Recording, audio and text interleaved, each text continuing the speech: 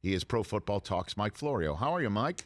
I'm doing great, Rich. And today is so crazy. I will admit to you freely, and I currently seek the forgiveness of the folks at NBC News. I double booked, and you won the face-off. Okay. Oh, did you were tell? first. I rarely double book, but when I do, it's first in, first out. Is that the right way to use that hold on phrase? a second? Did you tell Hallie Jackson to pound sand? Is that what you did on MSNBC? Is that what you did? It may have been Andrea Mitchell. Now hold on a minute. Your passport might get revoked. She knows people, man. Yeah, I know. Careful.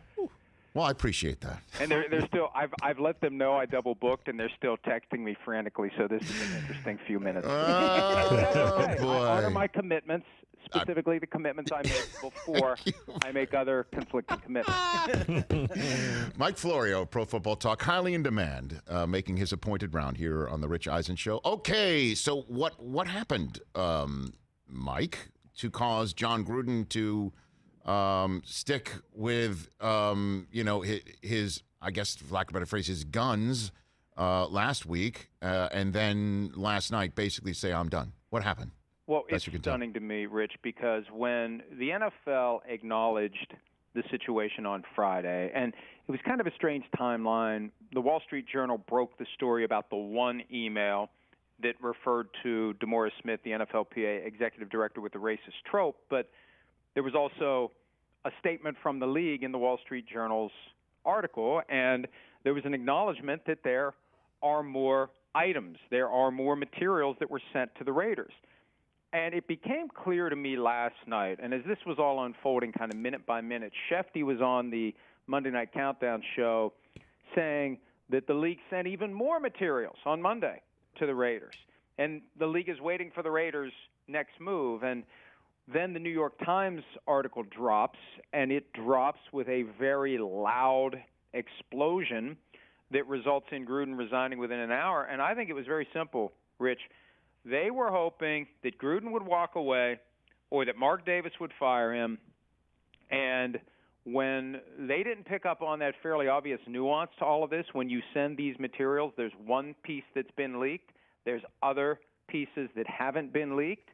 When they don't figure out that the next phase of this is some of this other stuff is going to get leaked, then you leak some of it, and that's when I think Jon Gruden realized, all this stuff's going to eventually come out.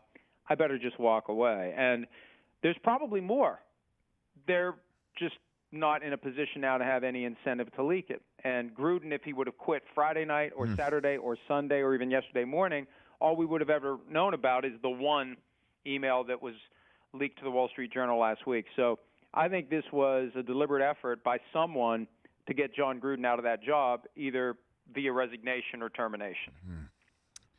You know, I mean, I kind of went all in on it in the first segment of the show. I didn't even give the usual that I've known Jon and I've been around him. You know, he worked at the NFL Network before he went to ESPN, and I didn't see any of this behavior. Never heard that language before. I didn't even give that one. I just, even though that is true, I never heard him say anything like that. I just couldn't believe what I was reading last night. Just that is this basically, in your estimation, the tip of an iceberg? You just mentioned that you could be more. What else do you think was said in these emails, and why only leak about Gruden? Well, there could be more Gruden emails that are just other examples of the stuff that we're now aware of. But, on one hand, you could look at this as Gruden's the outlier. On the other hand, you could look at it and say, well, this is just indicative of anyone and everyone who's involved in the NFL in some capacity. Or instead of guessing, we could see what's there in this 650,000 email trove that the NFL initially buried underground 300 feet like nuclear waste back in July. That's where this all started, Rich. And look, the NFL, which understands PR as well as any major corporation, they knew when to drop the results of the Washington football team investigation. Late afternoon on Thursday, July 1. When July 4 lands on a Sunday, what happens? It's a 4-day weekend. By Tuesday the 6th, everyone had forgotten, and no one was saying, now, wait a minute, you're telling me you did an investigation that lasted for over a year, and you didn't ask the lawyer to prepare a written report, that never happens. Lawyers get hired to investigate. They prepare a written report. They document their findings.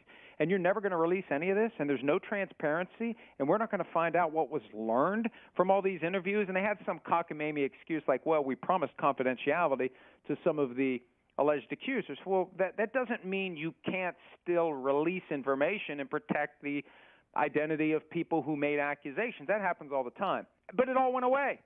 But now they go back to that well for just a few little pieces, a few pages, because they have some other agenda that they need to fulfill. And I don't know, because a lot of people are onto this now. And I'm hearing from readers and viewers who otherwise wouldn't care about these kinds of machinations. They're like, wait a minute. How does Gruden become the one who gets singled out to have his emails exposed when he wasn't even working for the team, and all the other stuff's going to be hidden? And that's not a defense of Gruden. It's a recognition of you can't hide the iceberg. There is an iceberg. You can't just say, well, Gruden did this and Gruden did that and Gruden, and forget about everything else. What did Daniel Snyder say in emails sent to Bruce Allen? There's a lot of nervous people around the league today, Rich, because Bruce Allen knew a lot of people. And Bruce Allen emailed with a lot of people. And there's people in the league office that are nervous about this because they emailed with Bruce Allen. And I say I know of one that I'm not going to disclose for now, but there's nervous people out there. Well, let's see all of it. It's not fair to us, to Gruden, to anyone to have us guess what else is out there. They have it, and we know they have it because they leaked the stuff that relates to Jon Gruden, or at least some of that stuff. Mike Florio, Pro Football Talk, here on the Rich Eisen Show. And now let's get to the what next for the Raiders. What a job now to try and clean this up, and that locker room must be filled with tons of players who feel violated. You know what I mean? Like for the players of color, for Carl Nassib, for the players that were rallying around their teammates of color and Carl Nassib, to think that was Gruden full of it the entire time, and that's going to be something if John wants to deal with these men to try and rectify in the middle of a season that just 8 days ago when they took to the field here in Los Angeles and SoFi, they were 3-0, and we're talking about a Super Bowl potential campaign for this team. I cannot imagine. What is the plan, do you think, here to try and rectify all this, coaching staff and everything else? I'm not sure what you can do. I mean, Gruden's gone and he isn't going to be back. Rich Bisaccia takes over, but Bisaccia's got ties to Gruden. If I'm a player on that locker room, I look at Bisaccia and say, well, why should I regard him any differently right now than I would regard Jon Gruden? Which guy on this staff can I trust? Which guy can I not trust? How many of these guys are just like Gruden? And here's the problem with Gruden. This goes back years. Chris Sims talked about it today on PFT Live. He played for Gruden in Tampa Bay 2003 to 2006. And I used to do weekly radio with Steve Dumig. He passed away a couple of years ago, but Dumig told me back when Gruden was the Buccaneers coach that he had a well-earned reputation for saying one thing, doing another, being extremely and blatantly two-faced. And Sims tells those stories how he'll be talking about a guy and saying horrible things about him, and the guy walks into the room, hey, man, I love you, you're my guy. Players are smart enough to figure that out. And that reputation hung with Gruden his entire time as a head coach. And I think that's part of the confusion now for the players who maybe weren't clued into that yet, who hadn't been around long enough to understand it. They're going to be confused.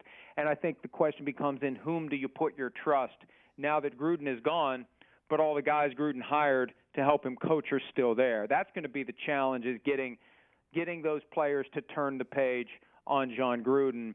And it becomes a challenge for Mark Davis. It becomes a challenge for Mike Mayock.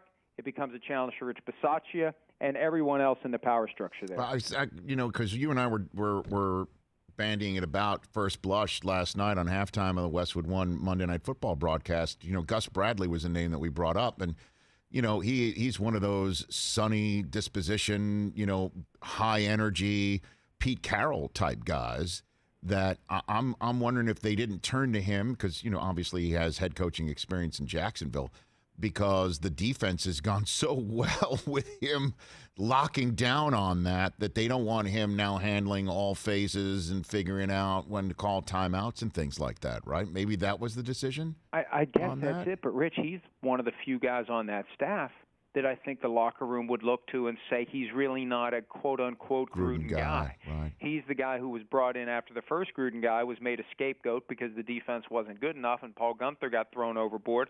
So Gus Bradley's the guy to come fix it. I mean, Bradley and Gruden were together for 5 games, and I think Bradley would have had an easier time than Bisaccia to get the players at large to distinguish and differentiate and distance Gruden from the assistant head coach. That really, to me, and I hadn't thought about it until we have had this conversation, but I don't know that Bisaccia is the right choice just from that standpoint. I think you need distance from Gruden, or you're still going to have guys in the locker room not really understanding what the hell's going on, and it doesn't take much to throw a guy off when you're talking about these very physical and emotionally draining games that we see teams playing each and every week, one after another.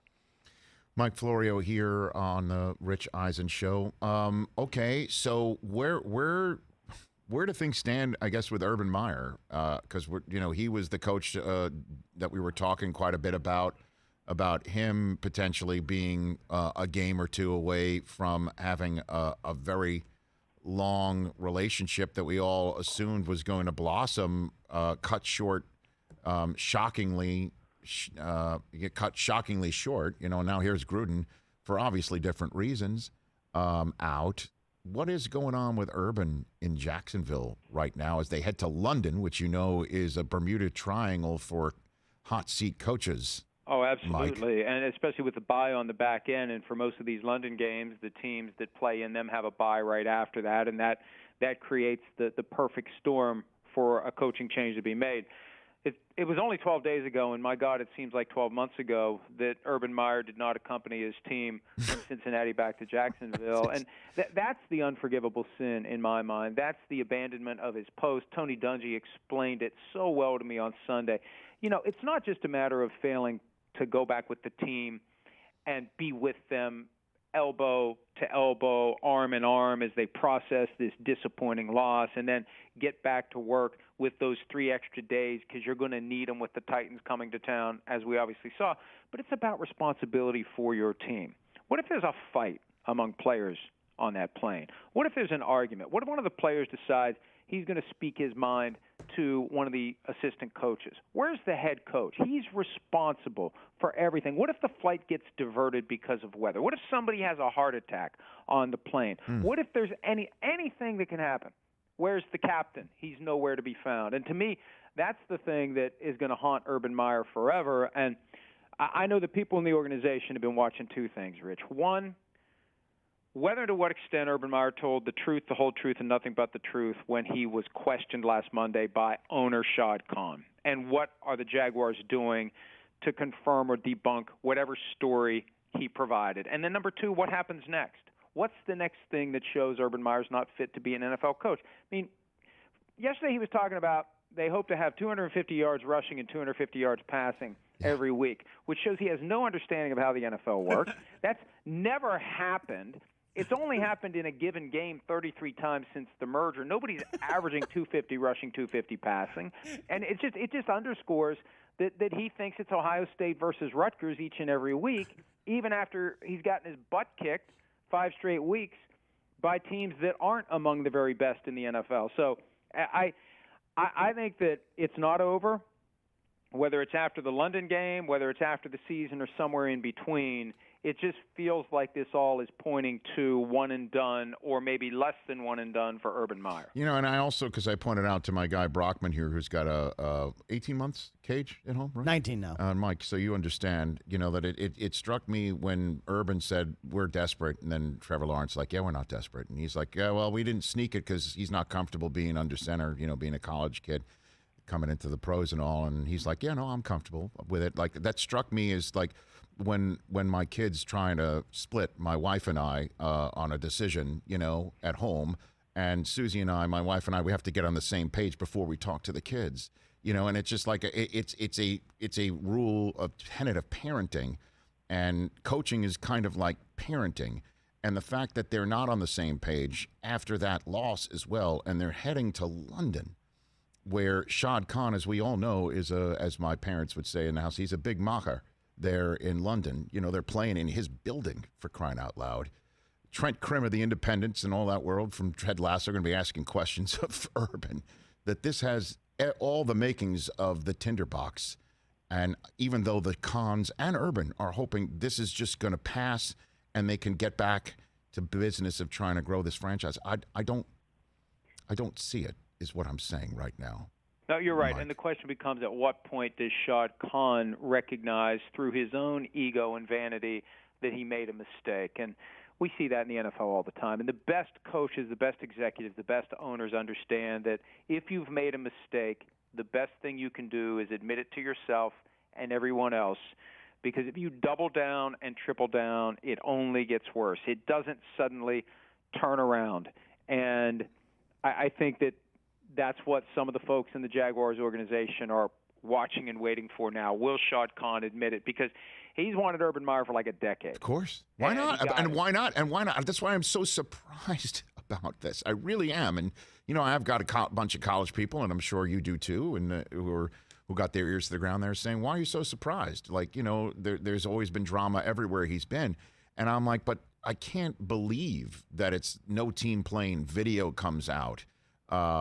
You know, and the warning signs were stuff like what I thought was kind of funny, that he told Vic Fangio that everybody's Alabama here in the NFL. You know, like I am kind of surprised we're in this position with him 6 weeks in. I am, but I'm not, because for a guy who was never an NFL coach in any way, shape, or form, and I know here's what happens: whether it's Chip Kelly, whether it's Greg Schiano, whether it's Urban Meyer, whoever it is. When that college coach shows up, I think a lot of people in our business assume that he's going to be the next Jimmy Johnson and praise him as if he's going to be the next Jimmy Johnson and hope to expand their potential access to him in the event he becomes the next Jimmy Johnson, that there isn't enough healthy cynicism to say, here's another one who's over his skis. Here's another one who doesn't get it. Here's another one who hasn't worked in the world of grown-ass men and thinks he can just show up and coach these guys like he coached in college. I didn't mention Steve Spurrier. I mean, Meyer is far closer to Spurrier than Jimmy Johnson. Meyer's a guy who thinks you can keep bankers' hours and you can check out and let the staff keep working, and there's not going to be any resentment whatsoever about that. And then you barnstorm in and you undermine this position coach and that position coach in front of the players, and there's all sorts of stories like that going around. I mean, Meyer thinks he can operate at the NFL level like he did at the college level, and he fails to understand the very fundamental differences, and he doesn't have the curiosity. I think he believes through his own force of will he can bend the NFL reality his way and make it like a college game, and it's asinine to think that that's even a possibility, because you can't go out and recruit superior talent and just line them up and let them do everything. You can call out the play. Hey, defense, here's what we're going to do. Good luck stopping it. That doesn't work at the NFL level. And it's those nuances. It's that work. It's the study. It's the strategizing. It's why Bill Belichick has to change the name of his boat every few years from 5 rings to 6 rings to 8 rings, because he's the guy who is the platinum standard when it comes to the connection between what you put in and what you get out. And Meyer's not putting enough in. Plain and simple, he's not putting enough in. Mike, appreciate the time. Say hi to Nicole Wallace and your make good on MSNBC later, okay? Bye. Take care. Mike Florio, everybody at Pro Football Talk. Hey, you watched all the way to the end. Thanks for that. Watch more right here.